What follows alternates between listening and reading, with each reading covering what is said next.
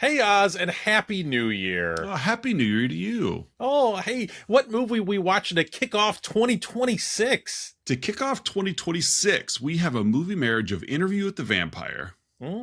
meets Aliens Yeah. meets Oklahoma, all starring my favorite Spur, Victor Wembanyama. This week, we're watching Near Dark.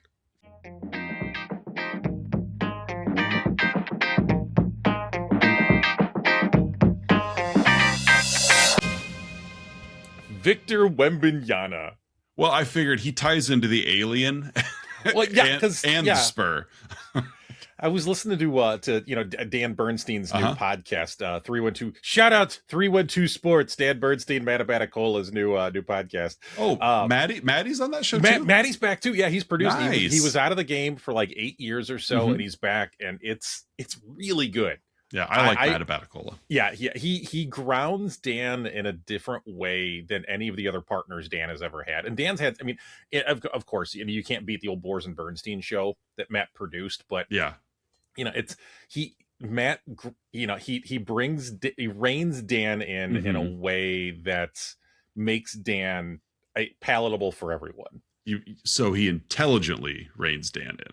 Yes. That's the one thing we're missing from Boers and Bernstein was Terry Boer's ability to intelligently rein Dan in. But yeah, it's great. I completely forgot where I was going with that. I said Victor Wembanyama. Oh yeah, the Spurs. That's right. Dan was saying the other day how because of how big Wembanyama is, somebody did the math on what an NBA court is for him versus everybody else in the NBA. Okay. And it's like he's playing on an 8-foot rim and a 60-foot court as opposed to a 90-foot court. because he's an alien, like you said. Yeah, he is an alien for sure. Fun to watch. Yeah. His wiry frame obviously isn't holding him back. So yeah, he's probably got plenty of fuel in the tank by the end of the game because he could do in 4 steps what it takes somebody else 6 or 7 to do. Yeah, as long as he stays healthy. Yeah, that's the key. He's going to be an all-timer. Yeah, as long as he's healthy. So that's up to you, NBA. Yeah. You're going to keep this man healthy. We'll see. So welcome back, listeners and viewers, to another week of Let's Talk About Flicks, the podcast where we take a monthly theme. It is January 2026, so we have a new theme for the, the month. We're talking about Bam Bam Kathryn Bigelow movie month. Yes, in which we will never ever bring up Bam Bam Bigelow in context. We just enjoy saying Bam Kathryn Bigelow month. Yeah. Bam Bam Bigelow has no role in this month at all, other than just being tangentially related to Kathryn Bigelow. No. Yeah, he's the inspiration. Yeah, for sure. Yes, so. I'm one of your hosts, Oz. I'm the other host, Curtis. And before we get too far, we want to give a shout out to our Patreon subscribers, Don S., Aaron A., Mandy Cable, S. L. Colin K. and Lyle M. Thank you one and all for your patronage. Yes, our Bam Bams. Oh, yeah, you are our Bam Bam. So, and be sure to like, subscribe, follow, to hit that notification bell and all those things one is supposed to do. And be sure to check out the website, letstalkaboutflix.com, where we have all of our back catalog, both streamable in audio or YouTube video format, as well as little write-ups. You can see what we have to say. And be sure to check out our blog series, the subtitles. Yes. For like it says below, for people who don't want to watch, and so, or people who prefer to read, as we've got variety of different themes going between lists and basic movie reviews to your very popular Come At Me Bra series. Oz has been on a tear lately, going through the Criterion collection. So if you are a fan of cinema, check out Oz's latest blogs. I had made a comment last week, maybe it was 2 weeks ago, that it was last week with Last Picture Show, and how it was a Criterion title, because that was my rating for the movie, and how I'd kind of gone on about I've always been intrigued by it, but intimidated by it, and I'm like, you know what, shut up and get off the stage. Do something. Exactly. So I decided I've got some time over Christmas break, which is wrapping up quickly for us, unfortunately. And I'm like, you know what? I'm going to start watching the Criterion Collection in spine order and then writing a review on them as well. Yeah. I am currently 5 movies in as of this recording. I will be watching another 1, 2, 3 this weekend probably, and then we'll see how it goes as I struggle to get them knocked out in chunk format as we go. But I'm really enjoying it. I've seen 1 movie in color so far and 1 movie in English so far of the first 5. But I do feel I woke up this morning and my PJs had leather patches on the elbows. I have a smoking jacket now. Yeah. And so it's fun. You've been published in several scholarly journals. I didn't even realize it, but it just happened. So the American Academy of Criterion published you. Yeah. So hopefully, I think like a reward plan. Once I get to 100, they let you go into the Criterion closet. So you get on the list. The bouncer lets you in. At 50, you just get $2 off your next your next footlong sub. So so that's been fun. So check out the website, check out YouTube, check out all the things we do, as we are we're not only still enjoying ourselves, as we are kicking off our 5th year of the show. We've got 4 and change. We got 2 spare months. That was the pilot season. It was the pilot season of 2021. But 22, 23, 24, and 25 are complete. We are kicking off year 2026, year 5 for us right now with Near Dark. So who's in our movie? Oh, who's not in the movie? I mean, you mentioned aliens in your movie Marriage earlier, and it's pretty much half the cast of Aliens, because these movies were filmed pretty concurrently with each other. You know, Cameron's Aliens with his future wife, Kathryn Bigelow. He was actually married to producer Gail Ann Hurd at the time. Jim Cameron. She went on to do Walking Dead stuff. She's done a lot of stuff as well. You know, she was wife number 2 of 5 of James Cameron. I think Bigelow was 3, Linda Hamilton was 4, and his current wife he has been with for I think 25 years. I was doing the research on that, so good for her. Good for her. Somebody finally tamed Jim Cameron. It's Matt Abaticola is actually his new wife. It's Maddie. Maddie, congratulations for finally landing James Cameron. Right. It gave you the strength you needed to come back and see if you could tame Dan Bernstein. You tame Bernstein, but I mean you've had experience doing that because you've been married to James Cameron. Yeah, exactly. So, all right. As far as the cast of the movie, not a huge cast because it's not a very big movie. It's a very kind of small scale movie. There's with one exception right near the end. There's no big set pieces or anything like that. Right. So we have the Colton family led by lead actor Adrian Pasdar is Caleb Colton. You get the idea he's late teens. They never give an age to him, but I'm guessing 18, 19 or so. Right. He's our lead. And then there is his younger sister Sarah, who's around 10 or so, played by Marcy Leeds, and Father Loy. That's a name that you don't see a whole lot these days. Loy. Yeah, I remember, speaking of NBA players, there was former NBA player Loy Vaught. I think that's the only other Loy that I've ever encountered. Right. I don't know any Loys. Any Loys? No. Yeah. So the father Loy is played by Tim Thomerson, or Tim Thomerson, depending on it's Tomierson. Yeah, it's Jim Thomey. Yeah. And then we have the not vampire gang. Right. Which I'm sure will come up later. We have Lance Henriksen as Jesse Hooker. He's been around since at least the Civil War. The Civil War. We have Bill Paxton as Severen, who it kind of insinuates he's also been around probably for at least that long as well.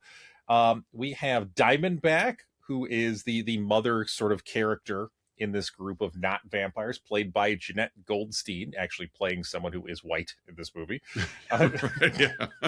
For a change. Yeah.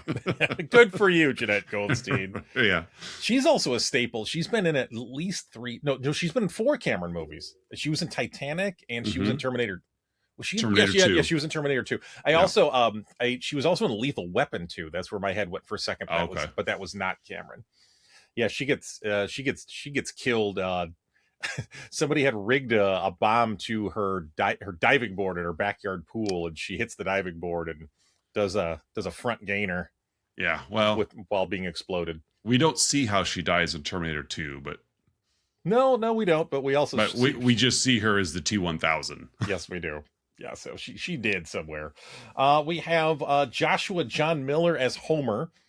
I'm assuming named after Homer Simpson, which obviously because the Simpsons debuted on the Tracy Ullman Show in 1987, so I'm assuming that's where the name came from. Completely rewrote the script. Yep. And then we also have Jenny Wright as May, who ends up being the love interest for Caleb. Looking at, I think that's about it. Yeah. We have James LaGrosse as teenage cowboy. I know he's gone on to do things. But yeah, that's it. That's all. I think that's all that's worth mentioning. That's all that's worth it. Basically, everyone else is victim. Yeah, that's pretty much it. Yeah. Yeah. All right. So that's who's in the movie. We also have music by Tangerine Dream. Yes, which is itself its own character in a way. Yes. Like it really helps carry the load in a lot of scenes because there's a lot of space in this film. There is, yeah. in a relatively short movie, especially for Kathryn Bigelow. Most of her films clock in at least 2 hours. This is her first one. That's true, yeah. Had to start small. Yeah. With just the entire state of Oklahoma, parts of Kansas, and parts of Texas. Yeah, that's it. Just start small. Keep it small. Yeah. So yeah, we meet Caleb as he basically, this movie could have been shot in the same town as The Last Picture Show, as there's nothing going on in this town. You know, Caleb's driving at night, pulls up in front of a liquor store, has a couple of buddies, give me a beer. It really doesn't matter. They all see a woman at the end of the block licking an ice cream cone, and it's an all-out foot race to who can get to her first. Was she licking the ice cream cone? Well, she had an ice cream cone. She had an ice cream cone. Yeah. Because I actually rewound it back to that because of what happens later. Yeah. And I was watching the ice cream cone the entire time. This is my second time through. That's fair. And it never loses its ice cream cone integrity. No, which is pretty impressive in an Oklahoma summer. Yeah. It holds up. Yeah. It wasn't real.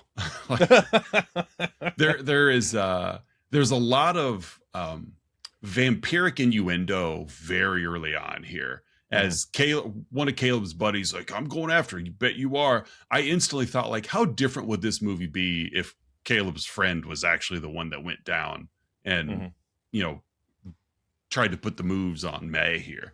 So Caleb gets down. He'd be dead in a ditch in 5 minutes. Oh, yeah. Yeah. So Caleb goes down and, can I have a bite? Says that to her, and I'd kill to talk to her. I mean, just a lot of silly like script work here. You want to go necking? That too, yeah. This is a high stakes date. Yeah, fags for the lick. And so, he's flirting with her, and she's being flirted with because she. Yeah, it's hard to cover this as if we haven't seen it before. Yeah, it really, really is difficult to play this up because it is a vampire movie. But unlike a lot of vampire movies that we've seen in our past, the vampires are the only ones that know they exist. Yeah. So there isn't this predestined legend or lore. It's just feasting. And so even in Lost Boys, which came out the same year, Grandpa knew all about vampires. And, so this one, no, nobody has a clue. So he's flirting. She's basically baiting him. She said, I need a ride home. And where are you staying? I'm staying at the trailer park out by the highway. He's like, hop in, I'll give you a ride. And it's all setting up to, he's going to be a victim. She's hunting. That's what she's doing. She's hunting. And it realistically should have just been a victim because I don't get into this later. I'll get into it. absolutely zero chemistry between these two. So I don't know what May was looking for here, other than just he's the lead of the movie she's in. She was looking for Adrian Pasdar. I guess so. So hops in and they drive around all night because there's no GPS and apparently she's bad with directions. So they drive on every road in Oklahoma looking for this. Every back road. Looking for this trailer park. And so they're just talking and not talking and getting to know each other. We could talk and not talk for hours. And so they, he wants to show her a horse because apparently she's never seen a horse before. Mm-hmm. She has. This horse doesn't like her. No, it does not. And so that surprises him. And she's like, well, what time is it? He's like, I don't know. She's like, you got to get me home, Caleb. She's very insistent, very quickly. Mm-hmm, you got to get me home. So she gives him directions. They're just down the road from said trailer park. And he just puts the brakes on. He's like, I'll take you home and you give me a kiss. Gross. Yeah. And so she's like, all right, you asked for it. And they start making out. And then he gets bit. She goes in and starts necking, and he's like, oh, I love necking. And and she bites him and she runs off. Yeah. He can't get the truck to start, so he decides to just walk home across Oklahoma. Across just tumbleweed Oklahoma. Yeah. Which time is an odd thing in this movie. Because you get the impression that it's summer. Mm-hmm. Because Sarah's not in school. He's, nobody, but yet the fields are barren. Yeah. So it ultimately doesn't matter. It's Oklahoma. They're trying to grow oil anyway. And so grow oil, trying to grow oil, plant the oil seed. That worked for the Clampetts. Yeah. He shot the ground where they planted oil. True. And and it's broke out. Yeah. So he's making his way across the fields, and of course the sun's coming up and he starts to smoke and he's not feeling good because he's a vampire. And he, by the way, he literally is smoking. Yeah. His body is smoking. He didn't just light up a Marlboro. Right. Yeah. His entire body is emitting smoke. Yeah. He follows every 4 steps and he gets just in view of the homestead. When, Sarah, the little sister, is yelling out, hey, there's Caleb. Of course, Dad's irritated because Caleb's been out all night. Yeah. He's expecting him to be drunk. And so they're like, Sarah's like, he doesn't look good. He looks like he's sick. And he's struggling. Like his skin's starting to char. Yeah. He's hurting. And so he's, they're kind of headed that way as out of seemingly nowhere, this, Winnebago comes riding up in our RV, Lone Star and Barf. Is that a Winnebago with wings? Lone Star and Barf come swooping in. They do. Also released in 87, Spaceballs. Mm-hmm. Yeah, it's the same Winnebago. I like to think this is the true sequel to Spaceballs. I like, this is... Josh Gad's got nothing on Near Dark. This was a subplot storyline that got cut from Mel Brooks' movie. Yeah, this entire movie, Near Dark, was just leftover footage from Spaceballs. Yeah, so it happens. Mm-hmm. And so we don't know what it is yet, but this RV comes barreling through. Yes. Pulls up beside Caleb, yanks him into the RV, and off they go. So Dad and Sarah see this. Loy and Sarah see their brother/son kidnapped. And so they take off on foot because that's the only way you can get somewhere in Oklahoma. It's on foot. Or an RV. Well, we meet the rest of the gang inside here. We get Severen, which is played by Bill Paxton. He's the one that pulled him in. And, you introduced all the characters earlier. They want to kill him. Yeah. We got to kill him because... May really messed up. They're furious at her for what she did. She was supposed to kill him, mm-hmm. not turn him. Yeah, because basically we leave no trace. Yeah, we can't be identified. You let this guy go. We got to kill him. Mm-hmm. And so she dives on him, and she's like, "You can't. He's been bit. I turned him." Mm-hmm. Which now they're even more angry at her because, hey, this is hard enough for us. Now we've got another quote unquote mouth to another feed mouth here. to feed. Yep. And so they're really frustrated, but she's in like with him. She really likes him. she is in like with him. She's in deep like with him. She likes him a lot. So Jesse basically says, all right, you got a week. He's turned. Got to prove yourself. You got to prove yourself. You got a week. And to earn our trust, you got to learn to hunt. You got to learn to kill. Which I thought was kind of cool at Jesse, realizing that, hey, this is a brand new world for you. So it's not like we'll give you a day or two. Like, he understood this is going to take a little time to get used to. Yeah. So we'll give you a week. In that week, we figure out that Caleb he's not interested in feeding at all. Very much reminiscent of Brad Pitt in Interview with the Vampire. Part of the reason why it's in my movie Marriage. Yep. And so he's not interested in feeding, despite a lot of little vignettes of this is what we do. Yeah. All right. We get a little montage of each of the characters and hunting in their own way. Yeah, exactly. Severin's picking up, he's getting picked up as a hitchhiker by a couple of females, and they don't last long. And so this is what we do. And May is working hard to try to get him on board. She's setting the traps for him. At one point we see him in a semi truck, and where we get a very forced and poignant lesson on how to stop a semi truck to keep it from jackknifing. That won't come back. But she's like, this truck driver's just rambling on and on and on. And May just keeps like nudging Caleb, like, just do it. Like, literally, she's like elbowing him on the side. Yeah, like, do it. It doesn't happen. Nope.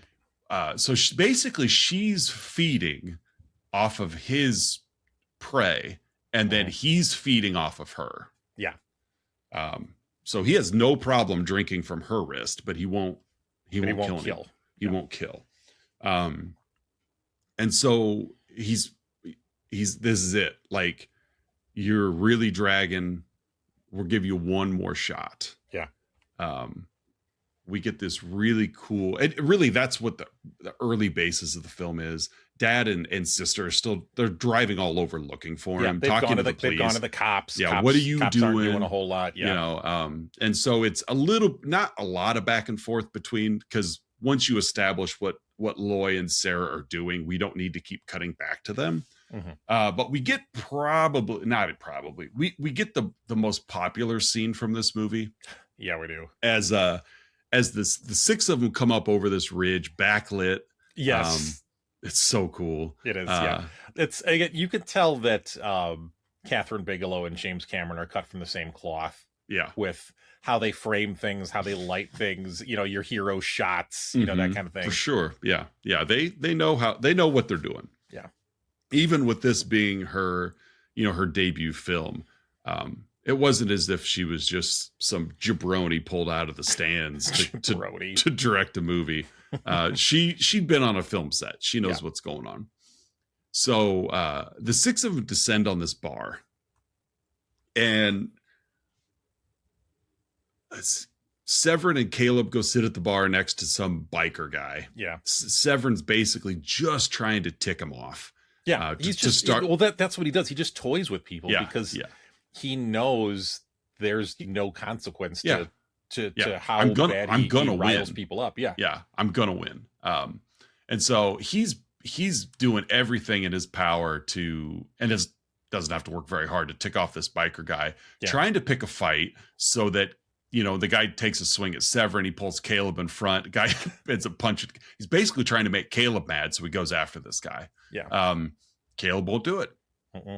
So they kill the waitress as Jesse's flirting with her enough to make Diamondback mad, to where she slits her throat.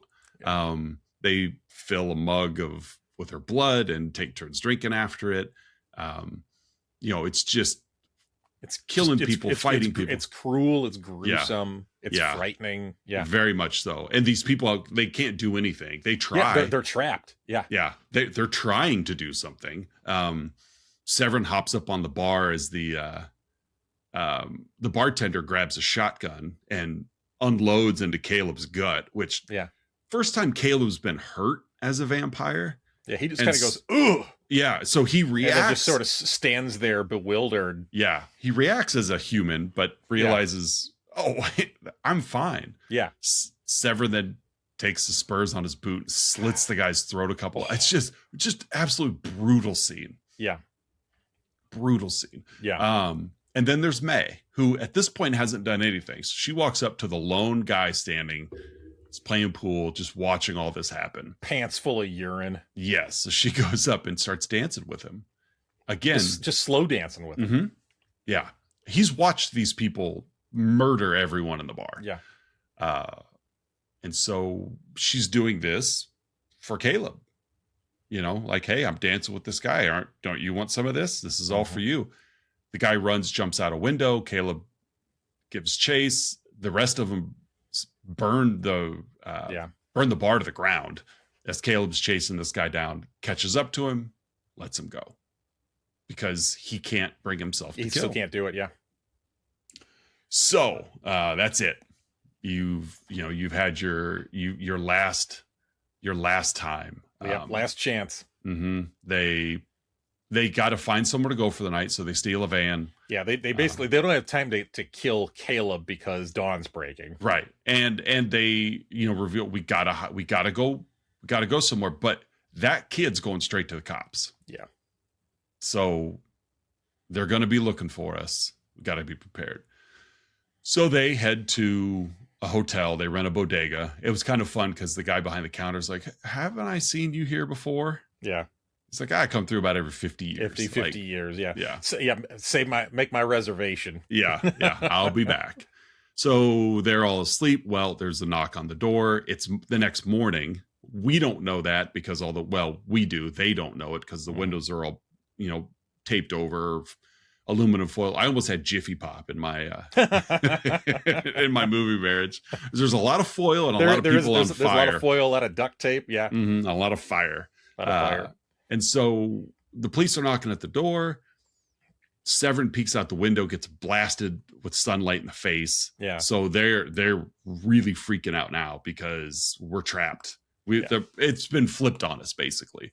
Whereas last night we trapped all these humans in a bar after dark. Now we're trapped in this building and we have nowhere to go.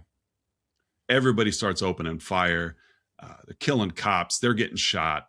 But again, every bullet hole into this bodega is another shaft of sunlight. Yeah, that's a lot worse for them than the actual bullets themselves. Exactly. Yeah. So Caleb has an idea. Cover for me. I'm going to run and get the van. So he does. Barrels out a window, covered in a blanket, gets shot by some 12-year-old state trooper.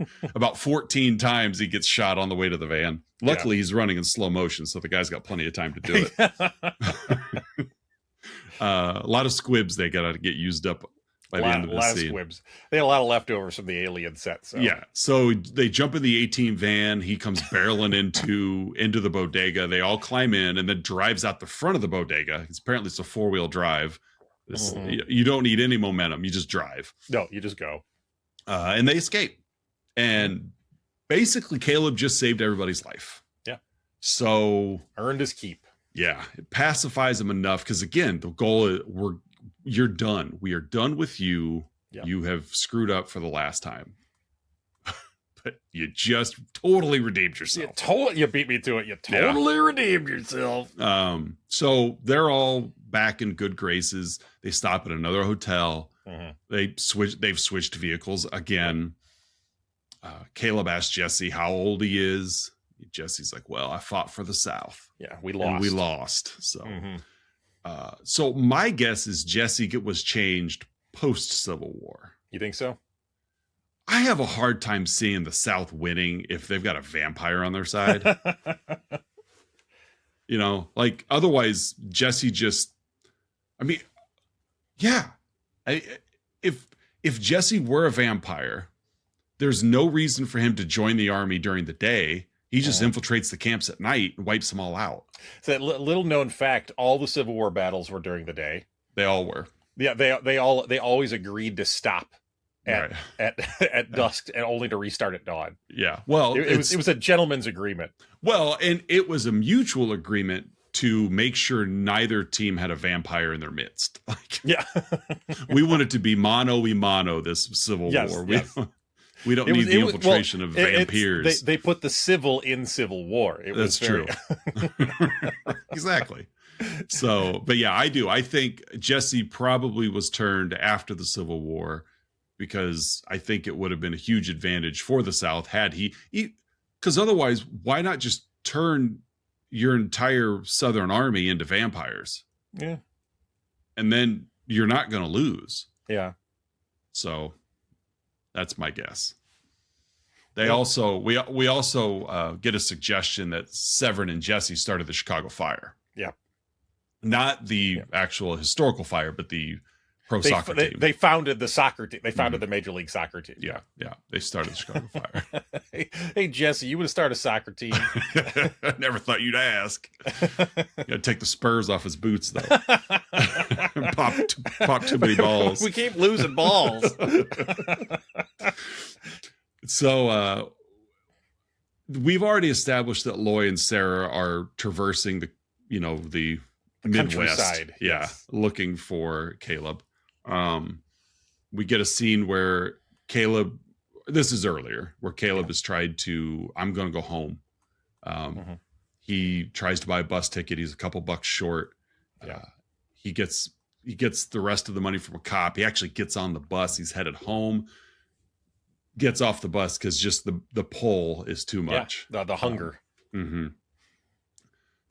But that was enough to establish that he has been spotted in Kansas, as Loy and Sarah were in Texas.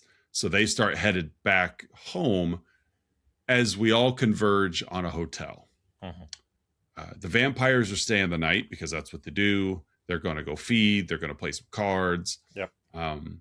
And Homer, who we haven't talked about much yet, he's the other half of my interview with the vampire. Is he's basically like the Kirsten Dunst, you turned me as a child. Yeah. Now I'm stuck in a child's body. I'm eternally trapped in a child's body. I Homer kind of drove me nuts. Every time I see this movie, Homer drives me nuts. Same. I don't know why, other than he's very Eddie Furlong. Of just he reminds me of a lot of Eddie Furlong, of just whiny, yeah, just this whiny, just dweeb. Well, even Severen kind of gets fed up with it too. Yeah, because at one point Homer's like, "Do you know what it's like, having the insides of a man and being trapped at the body of a boy?" And Severen's like, "Do you know what it's like? Listen to you complain about it every night." Severin's so awesome. Bill Paxton is so awesome. Yeah, Bill Paxton made this movie. No, he didn't. Kathryn Bigelow made this movie. Oh, okay. Thanks for the clarity. He had a role in it, though. He was an actor in the movie. Okay. He didn't make it. He didn't. The De Laurentiis Entertainment Group distributed it. Okay. Yeah. It was De Laurentiis / Paxton. Yeah, there are actually a lot of people that worked on this film. So he was part of the crew that made the movie. But he himself is not individually responsible for this. Yeah. I'm sure Kodak probably made the film. He did craft services on the side. Makes a great bean salad. He does make he does have a good bean salad. He has a really tangy Waldorf salad as well. Oh, he makes a good Waldorf. Yeah, he is known for his Waldorf. Well, no, that's the only reason he gets hired. He got hired as an actor. Started craft services. Yeah, it's because they knew he would bring his famous Waldorf salad with him. And nobody wanted to try it, and he would sell it so hard as an actor that they're like, "You want to roll in this?" Yeah, I do. They would hire him as craft services and then pay him scale as craft services. He does such a good job selling me on this Waldorf salad. We may as well give him a roll. Yeah. So little known fact about Bill Paxton, he never really ever got paid. Doesn't even have a Screen Actors Guild card. No. He has craft services card. It's craft services. That's why he's eating it like every role, including this one. So anyway, I digress. Homer is again out looking to feed, and he hears change being entered into a vending machine. It's Sarah, Caleb's little sister. He's like, it's kind of gross because yes, it's a child and a child actor, but we know it's like a full-grown man vampire. Yeah. And he's like, do you want to come back to my room? He's looking for love. Yeah. He's the one that turned May. And then of course May turned Caleb. So Homer feels out in the cold. Like, yeah, although he never really had that romantic connection with May because he's a child. Yeah, whether it's romance or whether he just wants a companion. Right. Yeah, he wants someone because Jesse and Diamondback have it. Yeah. Severen doesn't want it. Severen just doesn't care. He doesn't care. He's psychotic. Mm-hmm. And so he brings Sarah back to his room. It's very early in the morning, like very early in the morning.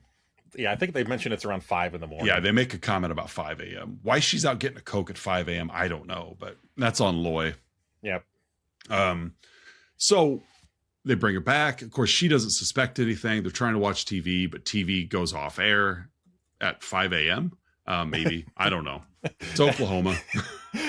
That's when the married news comes on. It's when Ron Popeil's selling like rotisserie machines at 5 a.m. Yep. The ShamWow guy starts his day. ShamWow, yeah. And so that's when Steve Brule comes out. Billy Mays here with Billy Mays. And so but she reveals, I'm here with my dad. So what room are you in, sweetheart? Room 3. So they go and get Loy. Yep. As May and Jesse come in. So everybody's converged on they're all in this hotel room. Yeah. And of course, Caleb's like, you got to let him go, Jesse. This is my family. And he's like, Jesse, he doesn't say it, but you get this vibe that he's looking like, dude, we're your family. Like, yeah, these people don't matter to us. They shouldn't matter to you. He's like, they're done. Yeah. They're my family. We're going to kill them. Yeah. So, dad pulls a gun, shoots Jesse point blank. Jesse just like vomits up the bullet. He just coughs it up, puts it back in Loy's pocket. Yeah. Sarah barrels for the door. Time moves real quick in Oklahoma. Yeah, it does. 5 a.m. It's dark. Things go offline. 3 minutes later, broad daylight. Someone had a tanning bed open just outside the door. Yeah. Well, I think Oklahoma, they're known as the Sunrise State. I think so. Yeah. That's their state motto. It's a quick one. It's like cartoon sunrise. Like you hear Edward Grieg's like the springtime song, and then the moon dips below, the sun comes rocketing up into the sky. Yes. Yep. This sunrise brought to you by Acme. It's right there. So she opens the door, of course, lets in a flood of sunlight, which throws everybody off. Caleb grabs dad. They all hop in the truck and drive home. To which Caleb, Loy's like, what's wrong with you, son? What's wrong with you? He's like, you're not going to understand it, Dad. Yeah. But I'm sick. Let's take you to the hospital. No. Yeah. You're going to kill me. Yeah. Would a hospital cure this? As he sticks his hand out through the sun and just starts sizzling. Yeah. It catches on fire. And it's like, nope, that's not going to happen. So he gets an immediate idea I guess Dad's an animal vet. Well, yeah, obviously. I think that animal husbandry or something. They never say it, but it's sort of implied that like he knows his way around healing animals. Yeah, because he carries with him like tubes and bottles. So Caleb has the idea immediately of you ever done a transfusion on a human? Cut to transfusion on a human. Yeah. So they basically Dad drains his entire body of blood to fill Caleb's. I don't know where Dad got his new blood at, but that was one of my possible ha's. Yeah. I wondered that blood come from. Yeah, from the first time I saw this movie, I'm like, one, where's Caleb's blood going? Yeah. Because it's got to leave. Well, it's going in the mason jar. I don't know how much blood a human body holds, but Caleb's a decent sized kid. Yeah. I guess as long as Loy is bigger than Caleb, he'll have a little blood left. They just keep passing the vampirism back and forth. Darn it. Yeah, it's just my right vein to your right vein, out of your left into my left. So, but Caleb, next day, Loy who has strength, I don't know where it came from, opens basically the outbuilding door and exposes Caleb to bright sunlight, and he doesn't catch on fire. Yep. And he's back. Like, he's saved. Yep. So he's not a vampire anymore. That night, Caleb hears something outside. He goes outside, and May's out on the swing set. Yeah. And she's like, you got to come back. You got to come back. Gives him a hug. You're warm. Yeah. It's Oklahoma. Land of the sunrise. Right. I was just under a blanket, May. Chill.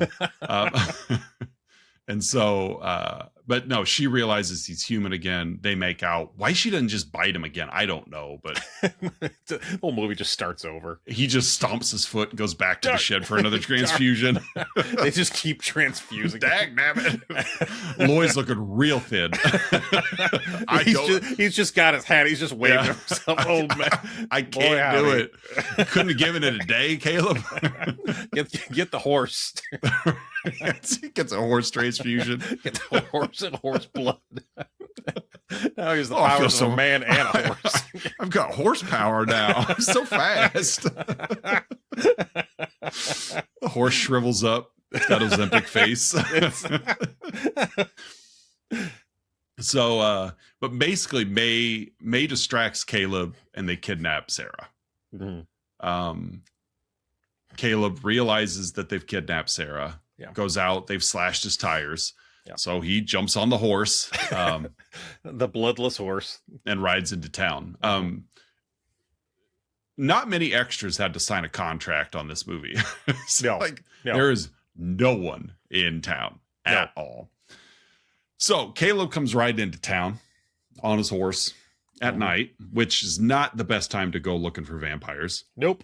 Oh, actually, it's the best time to go looking for them. It's easier to find them. It's a terrible time to find them. It's a bad time to encounter one. Yes. Yeah. So the horse bucks him off, which we know is because there's probably a vampire around it. It's Severen. It's Severen. That wouldn't be the one I'd want to meet up with first. No. So Severen is like, I'm gonna need my spur back. Is Homer around to fight first? Get warmed up. Can I please? So yeah, he's. We got Severen and Caleb, and Severen just literally picks him up and throws him. Just tosses him like several yards away. And so luckily up over the ridge comes a semi truck and trailer. Caleb flags it down, stops him. We're got to get out of here. Severen just shoots the driver point blank in the head. Yeah. Caleb then apologizes to him for that. Yeah, sorry. As he's like pushing the body over. And so he he hops behind the wheel, starts driving straight at Severen. Severen, I just love Bill Paxton. He's just like, let's bring it. Come on. Yeah. Bring it on. Just stands there with a smile on his face. Almost had Big Trouble in Little China in my movie Marriage. As Severen just drives, literally just drive, or not Severen, Caleb just drives over Severen. Yeah. A la Low Pang. Yeah. And Caleb celebrating, I got him, I did it, as Severen comes climbing up over the hood of the truck. Yeah, the hands just road rash. I mean, his face is gone, torn up, and Caleb's beside himself as Severen just punches into the hood of the truck, starts pulling out apparently an AutoZone level of extra cables, none of which are important because the truck just keeps driving. Yeah. Well, I mean, they were still in their original packaging. Exactly. I got to return them for the save on the budget. His belts and so he's pulling out all these cables and just throwing them or whatever. Caleb then remembers what the truck driver earlier told him. You got to apply the brake on the trailer before you hit the brake of the truck, or else you're going to jackknife. So Caleb, I didn't put it in my bads, but this was annoying, as he's literally like, Severen is climbing over the hood to get to Caleb, and Caleb's like, brake? He's talking to himself, brake, and then he goes, jackknife. He then jumps out as the truck jackknifes the middle of an intersection. Doesn't roll, just jackknifes and instantly explodes. So let this be known, all you truck drivers that are avid listeners to the show. Yeah. make sure if you've forgotten, break the trailer before you break the truck. Otherwise, you'll explode. Yeah, exactly. Because it's not just a jackknife you have to worry. It's just it's the explosion. It's the instant. It's the instant explosion. Because trucks have a mechanism that if they detect they're about to jackknife, they'll just abort. Yeah, because it's less damage to just explode than it is to jackknife. We just totally destroy the truck before it involves any other civilians. Yeah. So that's it. Severen is gone in the explosion. His spur comes rolling towards Caleb. Yeah. Caleb, who's very proud of himself, picks it up, kind of flips it, puts it in his pocket. I did it. So we still don't know where Sarah's at, but nope. So Caleb takes off running. We get a vehicle pulls up. It's a station wagon, and it's Jesse and Diamondback. Which then, of course, Caleb. Well, we don't see Diamondback yet. It's Jesse and May. Yeah. Standing in front of the vehicle.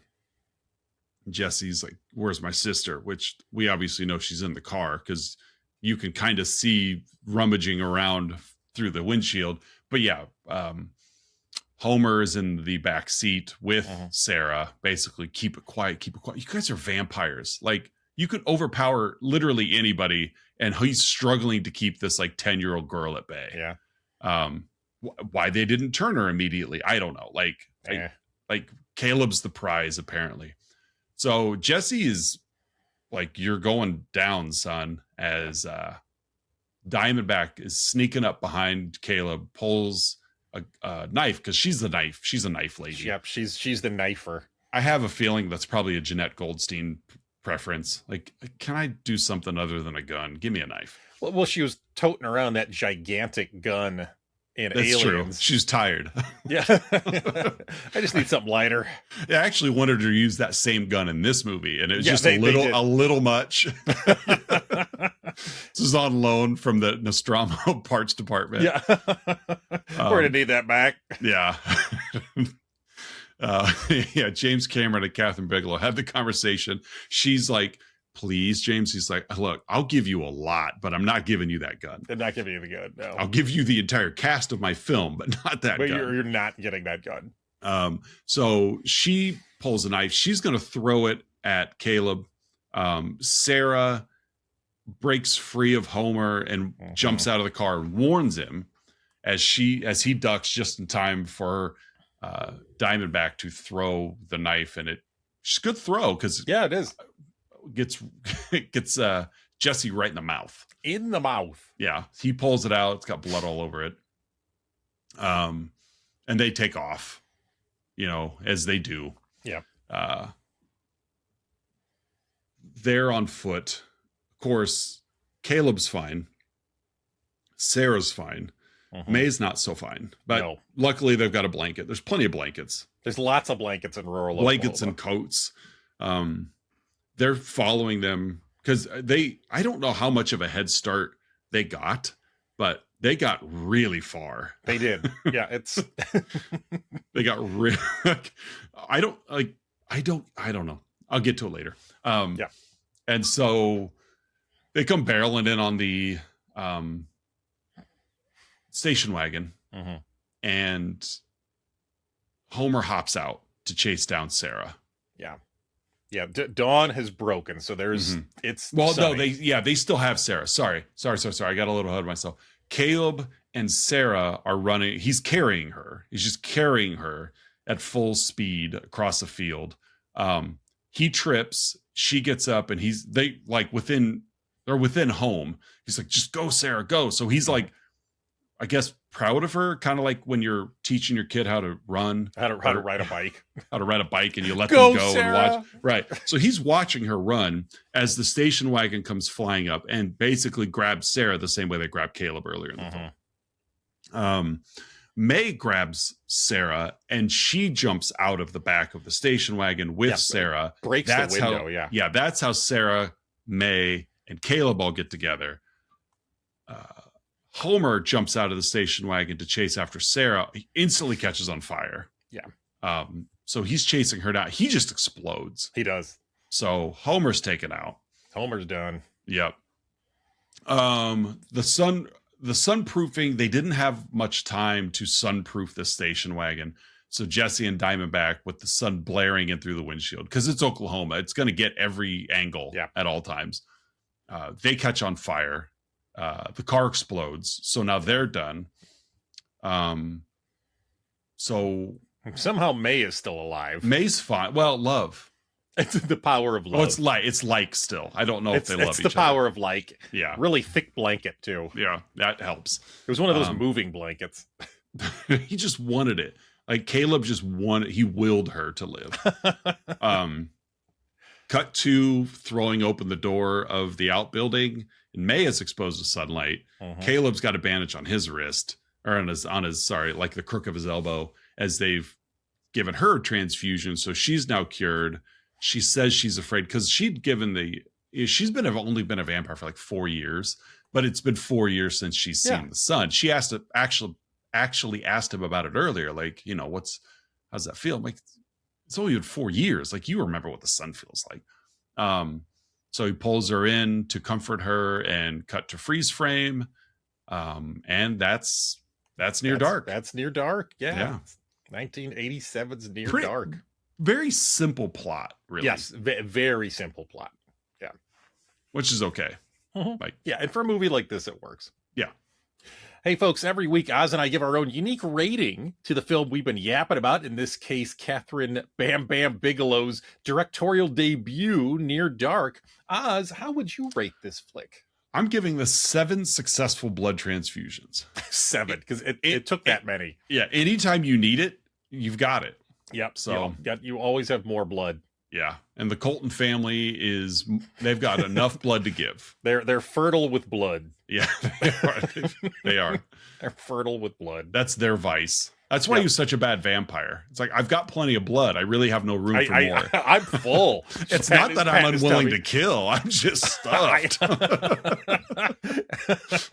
I'll kill, but I'm just not hungry. I don't know.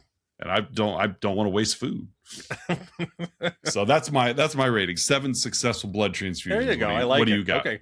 I'm going with 0. 0 mentions of the word vampire. Okay. Because it's a vampire movie, but they never refer to it as a vampire movie. They never give a name to what it is that they are or why. So, yep. So this movie gets a 0 from me. That's fair. Folks, every week, Oz and I scour the interwebs searching for unprofessional reviews that tickle our funny bones, and we hope they tickle yours as well. In this week's edition of Outside Insight. Oz, what is your Outside Insight? Okay, I have a 5-star review from Dre Gloden. Dre Gloden. Left February 18th of 2022. Okay. Dre says he's doing us a favor. Normally, I wouldn't log a movie I bailed on, but the world needs to know how awful this is. So the world. Hated each and every of the 48 minutes endured before shutting this off. Cringe dialogue, supremely uncomfortable non-chemistry, lack of situational awareness, characters you beg to be removed from the screen. Not even Bill Paxton could save this. Bigelow is a hack. Wow. Thank you, Dreg Gladone, whatever, for letting the world know the truth of Near Dark. Without your outside insight, people would have given up 48 minutes of their life to know how treacherous the first 48 minutes. Well, he endured it using his word. I endured 48 minutes for you, the world. I endured 48 minutes. Normally, but this is my cross to bear. Like, I normally don't review films I've bailed on, but you know what? I'm doing the world a solid. I am your Jesus, world. So, I am your movie Jesus. Where are my accolades for all that I've done for the world? So thank you, Mother Teresa, for your review. Thank you so much. What do you got? I got 2, if you don't mind. No, go for it. Both, as always, from the Internet Movie Database. The first one is a 2 out of 10, left in October of 2002, with the subject line, Critical Darling, how? Based on the critical buzz, I rented this film and showed it at our weekly scary movie night. The critics were on crack. Thank you. Oh, They were all on mic crack. drop. Yep. They were all abusing drugs when they watched this movie. Well, he would have enjoyed it had he been on crack. Yeah, well, maybe that's the difference there. Yeah. He's upset that he was all out of crack. Yeah. Well, your guy, Dre, also was not on crack either. No. I was on lots of crack when I watched this movie. Yeah. Me too. I mean, that's how I watch movies. Is Christmas crack. Christmas. It's my favorite kind. It's holiday crack. Yeah, holiday Christmas crack. It has a peppermint flavor. I was going to say this crack rocks rather peppermint. My other is a 10 out of 10, left by Claudio Carvalho in September of 2010 with the subject line. Don't they buy your cars back? Yes, Carvalho. Yeah. That's actually how I agreed to include this one in my outside. I made a deal with Carvalho. Yeah, it's from the esteemed Carvalho family. Known for their automobile vending machines. Yes, they gave me a better interest rate on my car payment. Fair. Yeah, good for you. Yeah, that's wheeling and dealing. Let's talk about Flick Style.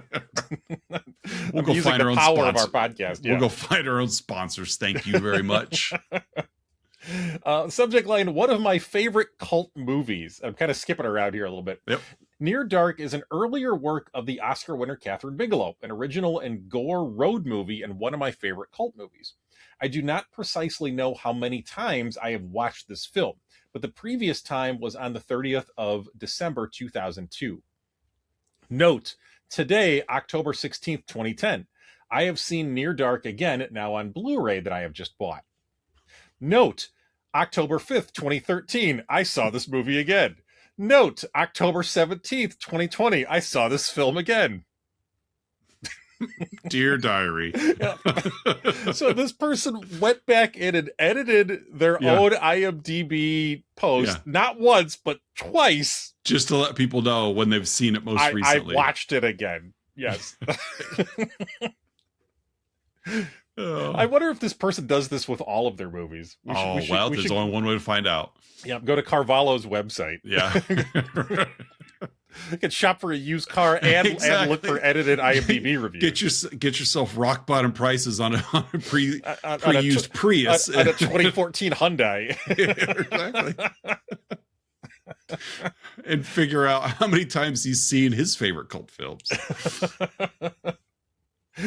Oh, folks, it is that point in the show you've all been waiting for. The Let's Talk About Flick's signature segment, the 3, 2, 1, in which Oz and I each share 3 goods, 2 bads, and 1 about this week's movie, Near Dark.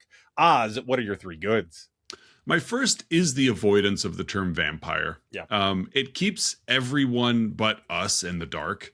As it's almost like we feel, especially if you've seen this before, you feel like you know something that the non-vampire characters know, and we almost kind of feel like we're in on it. So so that's my first good. My second, use of lighting in this film. Yeah. The backlit gang on the hill before descending onto the bar. I really love the way the fan blade cuts the light on Jesse's face in the bar. Yeah. They kind of shooting from underneath. And so there's just a lot of great use of lighting in this. And this movie's tight. Every scene in this film serves a purpose. And sometimes they kind of seem throwaway, but even like the scene, which felt like it went on a little long, of May trying to encourage Jesse to kill the truck driver. That comes back to pay off on how to jackknife a truck. So really everything in this movie serves a purpose. Sure. Even, his wasted trip into the bus station. Well, that gives us a data point on where we've last seen him. Like, it just, everything feels like it comes back with some intent. So those are my 3 goods. What do you got? My first good is just the atmosphere and almost referencing like the night as almost a character as well. Okay. Like earlier in the movie, May's talking about the night and says like the night, it's deafening. Like it's like the night itself is a character to be interacted and engaged with, and I thought that was really cool and let just over to the overall atmosphere of the movie. Well, and they shot it that way too, because there's a lot of times where the only thing you could see is what's lit. Yeah, that beyond wherever the spectrum of light, it's just black. Like the only thing you can see is what you can see. Right. Yeah. So Bam Bam allowed us to see it that way, but it's like there was no like you really got the idea how desolate this Oklahoma town was, because there wasn't really any scenes where like you could see the town in the background, or you could see the next farmhouse down, or it's just black. Everything was just black. So anyway, it's probably because the oil's growing tall. It's a good oil season. Yeah, good oil season. High as an elephant's eye by the 4th of July. That's right. That's how you want your oil. Yep. You'd think there'd be more kids in that town named Derek. Nice. With 2 R's. It's true. So anyway, every week I interrupt your goods, and I need to stop. No, I love it, because that's what we do. It's just I interrupt your goods, and you wait to finish them. It's inane nonsense, is what it is. It is, and now it usually comes from me. Yeah, but we laugh. Yes, we do. Second good, and I kind of mentioned this at the tail end as we were previewing. As we were wrapping up the Last Picture Show, previewing this week, that this movie is it's a Western wrapped in a horror movie. We even have that scene towards the end where he rides his horse in a town. Like it's set in the plains. It has that vibe to it. There's the male characters are very masculine. Like it has that vibe to it. So even the shot where Caleb comes up on Jesse and May before Diamondback sneaks up behind him. Yeah. He's standing there very like 10 paces shoot off style. Yeah, it's like they're at the OK Corral. Yeah. Right. And they even shot it like from slightly behind Jesse to where he's partially in frame. But it was just very, Gary Cooper-esque. Yeah, peck and paw. Yeah. Peck and paw. Peck and paw. Yeah. Peck and paw. I don't know why I said it that way. I don't know. It's fun though. It felt right. Yeah. And then my last, and I'm going to be a little cliched with this last, the whole bar scene. I had it and took it out. I was debating whether I was going back and forth between, do I just be the obvious to go with the bar scene, or do I go with Adrian Pasdar as Hunky? So sorry, Adrian Pasdar is Hunky. You got left on the editing floor. That's fair. But the bar scene is just iconic. Oh yeah, for this movie. It's what it's known for. And Bill Paxton in particular in the bar scene. Like I loved how I almost had this as a separate good when he's pretending to be choked. Like one of the other like big bikers has him around the neck and he's choking him. And at first he's choking like, and then he just starts laughing and then reaches up and takes the guy's sunglasses off of him as he's being choked. Oh, why are we so on board with Bill Paxton overacting, but yet when it's like Tony Hopkins, we're like, shut it down. because in this film, like Bill Paxton is massive. Like he fills the room with his energy. Yeah. And we're here for it. Yeah. Well, he's also not a lead character either, whereas Tony Hopkins is typically playing a lead. Yeah. And when your lead is dialed up to 11, that's why Jack Black works better when he's a supporting actor. I agree. And not the lead. I agree. So, but yeah, just that whole scene. My favorite shot of the whole movie is that tracking shot as the bartender's backing up, trying to reload his shotgun, and Severen is just stalking him down the bar, stepping on glasses. Yeah. Oh, that's so tense because you're just waiting for it to happen, and like when and how, and then he hits him with the spur. But like it's everything before the spur, like as he's walking down the bar, it's the hunt, just stalking him. Yeah, exactly. So those are my 3 goods. Oz, what are your 2 bads? Those are 3 great goods, by the way. So, Thank you. My first one is Caleb letting Sarah run, like when he's carrying her and then he trips. There's nothing wrong with Caleb. He just fell, and then Sarah gets up and he's like, "Run, Sarah, go run!" As he just lays there watching her. He sees the station wagon come. He still just lays there. Like, so that's my get first up and get up and do something. Right. It's like, that's my first is Caleb letting her run before she gets recaptured. Like it just went on too long. Yeah. So, and my second one is the uneven portrayal of time in this movie. Sure. Yeah. Especially when traveling. There's a lot of instances where time, the events going on don't line up with the passage of time. Sure. For example, Homer brings Sarah into the hotel room. They establish it's 5:00. They bring Dad into the hotel room. And then when Sarah goes to leave, it's full-blown sunlight. Yeah. And so that doesn't happen quickly. It doesn't take long, but for that much sunlight, even if we call it 15 minutes, still for everything that's going on in the room right there with the Jesse and the Colton family, like that's not 15 minutes of stuff.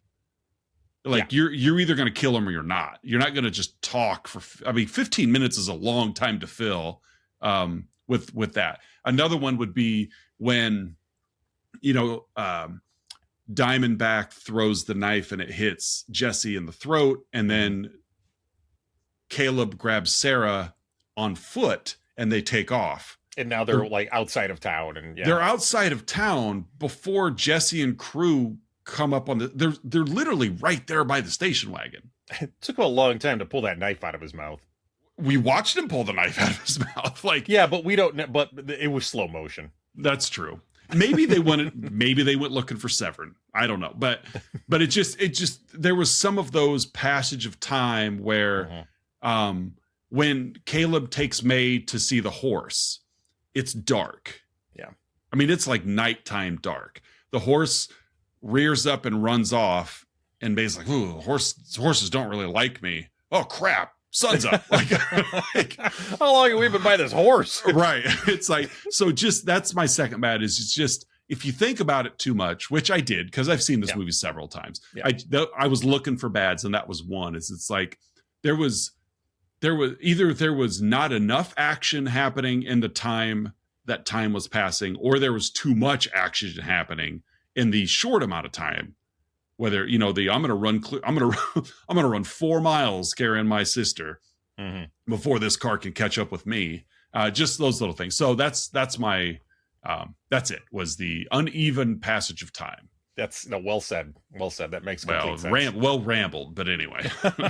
Well, you were demonstrating the uneven passage of time. That's true. Yeah. So I look how much time passed and a little happened. Yeah. This took forever, and I didn't say much. Yeah, Kathryn Bigelow directed this episode, by the way. she directed our bands. That's true. Yeah. She's got to keep that SAG card up somehow. She's got it. So anyway, those are my bads. Whatever. My bads. My first one. Which would it be? It'd be Dag. It'd be Dag. Or whatever they called it in in Team America. Yeah. Is it Film Actors? Film Actors Guild. Yeah. The Film Actors Guild. Yeah. Anyway, so you've got two bads. What are they? I have two bads. Moving on from that. Adrian Pasdar and Jenny Wright aren't great actors. No, they're not.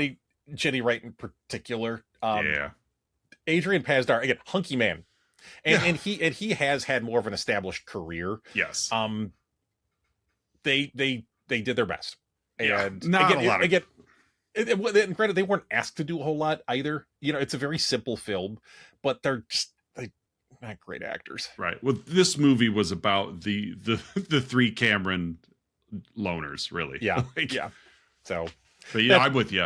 And they're not very good actors, and even worse, like together they had no chemistry. Yeah. And they're supposed to. Right. So, like it's really scratching your head, like, why is May really dragging him along? Now, maybe May, before she was maybe she was just an idiot. Like, let's not dismiss the fact that just because you're a vampire doesn't mean you're intelligent. Maybe she's just dumb. Yeah. Maybe she had that ice cream cone because she forgot she can't eat. She spent that whole night up until that point. She just been puking in the alley. That was actually that was her 7th ice cream cone. She wasn't actually hunting. She was standing there confused. Why did I buy an ice cream cone? I can't eat this. I can't eat. Why do I keep licking it and then vomiting everywhere? What was I thinking? That may have been it. That's probably it. Yeah. So that's my first bad. My second bad is, and we kind of mentioned this a little bit before. As cool as the truck scene was, it could have been bigger. Yeah. And I think that was just more of a product of their budget. Mm-hmm. You know, I mean, again, he's crawling up the hood, and that's an amazing scene. But then it's like, and now it explodes, and now we're done. And okay. Yeah. So how badly do you think James Cameron was like, you need to have him come walking out of the flames of that semi-explosion? Yeah. Have him come walking towards Caleb when Caleb thinks he's won. That's what you need to do, Kathryn. Kathryn's like, no, that's what you do, James. No, that's what you will. That's what you will do 4 years from now. Trust me. Just remember that. Make note. Yeah. Well, because you figure Cameron did it in the original Terminator. Yeah. I was thinking Terminator 2. Yeah, that's where I was going. Was like just trust me. Like it'll work. It'll go over. Yeah. So yeah, that's my second bad. Oz, what is your Okay, so beginning of the movie, I kind of come back to this a little bit. Okay. Where May asks for a ride home, and he's, well, where are you staying? Staying by that trailer park by the highway. How far from town was that trailer park by the highway? Because when she said that to Caleb, he goes, oh yeah, like he knew exactly what she was talking about. Mm-hmm. And then they literally drove for hours looking for this trailer park by the highway. So she's like, I just need a ride home. She's like, can you give me a lift home? Yeah. Oh, you meant your home. I thought you just meant a home. I've been looking for houses all night. Is this one it? Yeah. Is this what it? Is this the trailer park by the highway? Is this what it? Yeah. So that was my huzz. How far from town was that trailer park by the highway? Because he picked her up. Now, the shops and stores were open. So it wasn't like midnight, because when they stopped at that liquor store and where she got the ice cream cone, like those places were still open. Nothing beats a 2:30 in the morning ice cream cone. And he's driving her around until literally dawn. Yeah. And they're not doing anything other than like, you want to go see a horse? Also, how I impressed Patreon subscriber Melissa L on her first date. You want to go see a horse? You want to go see a horse? And as drippy as these two are in their performances, oh my God, that would have been an excruciatingly boring, like, drive around Oklahoma at night. Mm-hmm. So how far from town was that trailer park by the highway? That's a good Either that or there's lots of trailer parks and lots of highways. That's true. That's true. Is this one it? Is this one it? No. Is this what it? Would you just take me home? When they finally found the trailer park by the highway, he refuses to finish driving down the road until you give me a kiss. Give me a kiss. Till you give me a kiss. Be better, Caleb. It's called consent. Yeah. Well, he didn't exactly agree to get bitten though either. So what goes around comes around. Well, yeah. Well, no consent for the kiss. Here's no consent to turn you. Like her, I don't, it's just, thank God they didn't film any of that, like her falling in like with him. Because again, the whole purpose was for her to have killed him to feed. Yeah. She really did screw up. Yeah. Spent all night not feeding and instead listening to this guy drive around just wanting to get some action. Talk about horses. Couldn't remember where the horse was. No. It wasn't even his horse. Because they went, obviously it was the same horse, but the horse he took her to wasn't at his house, but yet when he needed a horse, it was at his house. Do you want to see horse? Your horse? No, just horse. Do you want to play horse? Also ended up on the cutting room floor. Yeah, them playing basketball. Watch out for the shack attack. I'm gonna get you. Oh, all right. If I keep going, I'll just keep finding huzz. So I love it. All right. What's your My is it's pretty obvious that Kathryn Bigelow borrowed the backlights from the Alien set. Did she also like borrow the fog? And not the fog machine. They bottled the fog and borrowed James Cameron's copy of the fog. Of the fog, yes. Yeah, that's a good question. Yeah. It was a lot. It was very misty. It was very in this dry Oklahoma summer. And dry Oklahoma. Yeah, there's a lot of fog. Yeah. So I don't know. So I guess how do you bottle fog? I don't know, but it's the 80s. It's true. It was during our time, but before our time of understanding. Mm-hmm. Yeah. Well, hey, what a way to kick off 2026 with Near Dark, a movie both of us really enjoy. I do like the movie, despite being nitpicky. It's not a perfect movie, but it's supposed to be a simple movie, and and it is. And it's all about the atmosphere, and it's all about the performance from some of the supporting characters, and it works for what it aspired to be. For sure. What do you have next week for Bam Bam Kathryn Bigelow month? As we continue with Bam Bam Kathryn Bigelow month, we're going to hit a movie that was actually, and I'll get into this more next week, was actually pretty formative for me as far as how I viewed cinema. It's a movie that just hit me at the right point in my life, and it's not a this is not an Oscar winner. This is not. It has become a cult classic, but it's a movie that is stylized in the right way, and it just hit me in a way that really opened my eyes to what cinema can be, and that is 1995's Strange Days. First time watch for me. Yes, I'm really curious as to your take on it. Again, it's a movie that was it bombed at the box office. It was filmed concurrently with True Lies. As Cameron did that one. By the way, Cameron and Bigelow were divorced by this point, but they still were sort of business partners in a way. Yeah, because he wrote the story, the screenplay, and produced this one. Yeah. So good movie, not a perfect movie, but I think you'll like it. I'm sure I will. One of the coolest premises I think you'll ever see. Very cyberpunk. Looking forward to it. Yeah, I am. Like I said, I'm gonna go in as blind as I can. Yeah. Just having not seen it. I've enjoyed that more, as I used to watch like every trailer that was out there. Just but I've enjoyed more of like, there's a movie, especially one that's been out, that I know I could read about or watch. I'm like, I want to go in blind. I really don't know much about this movie at all, so I'm gonna keep it that way. Yeah. Yeah, it's fun, it's moving, interesting use of technology. Yeah. Cool. Looking forward to it. Mm-hmm. Social media wise, you guys can find us on Facebook. You can find us on Instagram. We're on YouTube. We're on YouTube Shorts. We are. And again, ultimately, our home is our website. Let's talk about flicks.com. Fun. Again, we got a fun year ahead of us, 2026. Yes, I'm looking forward to the festivities of it all.